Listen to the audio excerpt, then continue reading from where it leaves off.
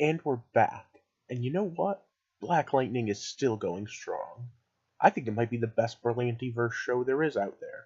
And it's not even going to be in the crossover. Welcome to the heart of the stories we tell.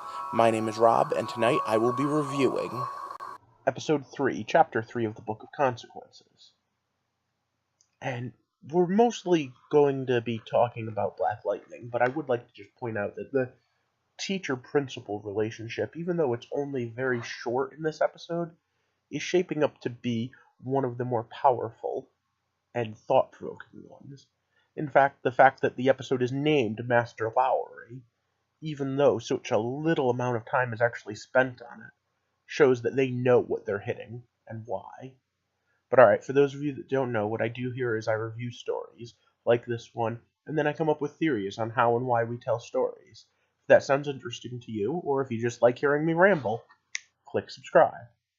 But alright, let's talk comments. First, Javon, thank you very much for the congratulations, but I really want to talk about what you said about not wanting to use the power. Telepathy would be a curse as much as it would be a blessing. And the idea of being able to make someone tell you the truth just by looking at them, it would be so damning of a power, and it would be so easy to misuse. And at the same time, it would be so easy to fall into the trap of, I just have to know. I agree with you. I don't think I'd want to know. I think I like the fact that we can get away with little white lies. Maybe I just can't handle the truth of it all. But alright, along with that, we have a whole bunch going on tonight's episode, so let's jump right in with this. So once again, it's stop.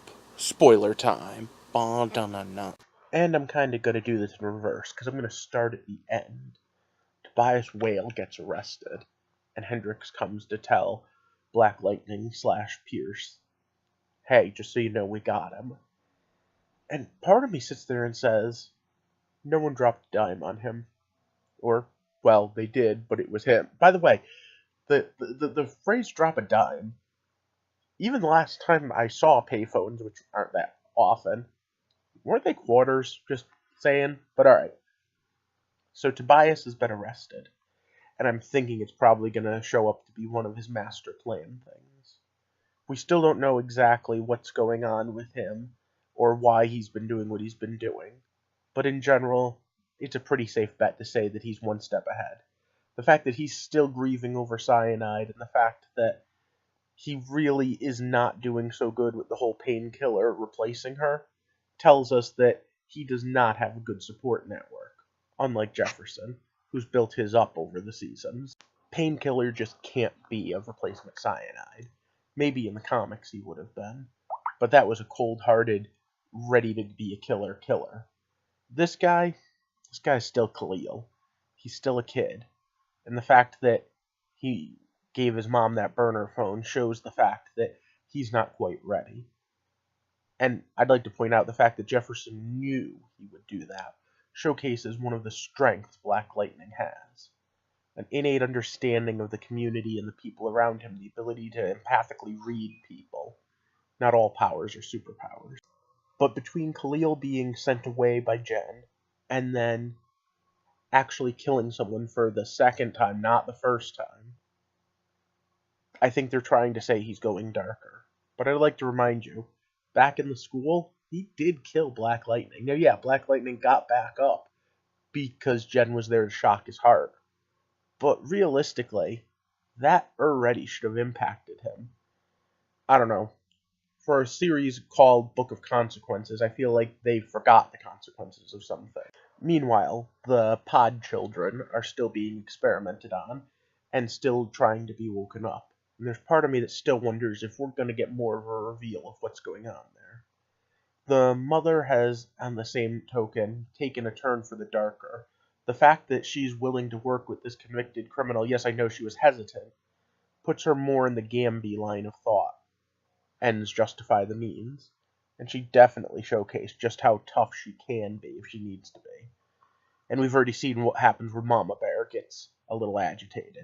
Anyone want to place bets on whether or not The evil doctor, though, ends up being a supervillain by the end. Alright. Meanwhile, we have the two daughters that are going through a lot of personal issues. And I really am a big fan of Grace, specifically Grace and Thunder in the comics. So I'm glad they found a way to work her back into the story when it looked like she was gone. Especially with the sister saying, you need to take something more seriously. Now, if we could just get her Amazon roots, or at least some sort of superpowers to fight alongside her girlfriend. And then we have Jen. And Jen is obviously having a bit of a conundrum. She likes her powers and she dislikes her powers. And she needs someone to talk to, and they gave her someone. I did like the whole idea of build a box and shove your emotions in it. But at the same time, that seems a lot like bottling up your emotions. And I think it's way better if you talk about your emotions and get them out instead of keeping them in. But then again, I'm not a better human that can shoot electricity, so... And you'd think that Jefferson would have some sort of insight as to how to control his powers, because they're so similar. But either way, we obviously have both daughters well on their way. I'm curious to see if we're going to see Jen in full superhero form this year. But like I said before, as much as I'm loving the superhero stuff, the non-superhero stuff is hitting pretty hard too.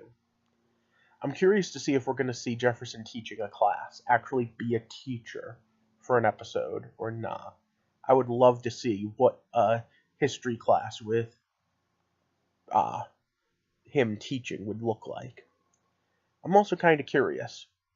What do you guys think about the Khalil story?